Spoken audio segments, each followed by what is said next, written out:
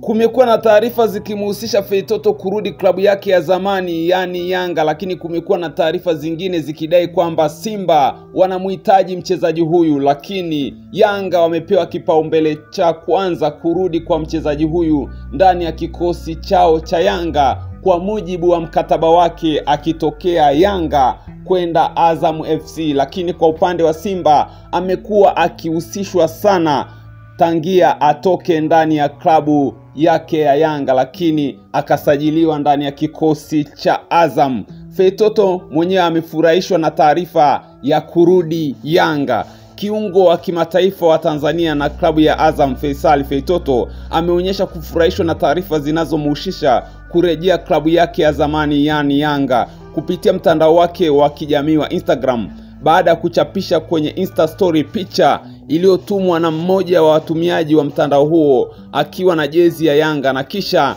kuambatanisha maneno yenye tafsiri semayo Faisal Sufi anarejea mahala ambapo anastahili kuwepo. Hii taarifa imekuwa ikisambaa katika mitandao ya kijamii na Feitoto yeye amefurahishwa kwa jinsi alivyoshare taarifa ya shabiki huyu. Anasema Faisal anarejea mahala ambapo anastahili kuwepo. Mahala hapo ni wapi? Ni Yanga, na hapa anaonekana amevaa jezi ya Yanga msimu huo akiwa anakipiga ndani ya kikosi cha Yanga. Mchezaji Faisal amekuwa akihusishwa kusajiliwa ndani ya kikosi cha Simba, lakini Simba imeshindwa kufua dafu katika kipindi kile.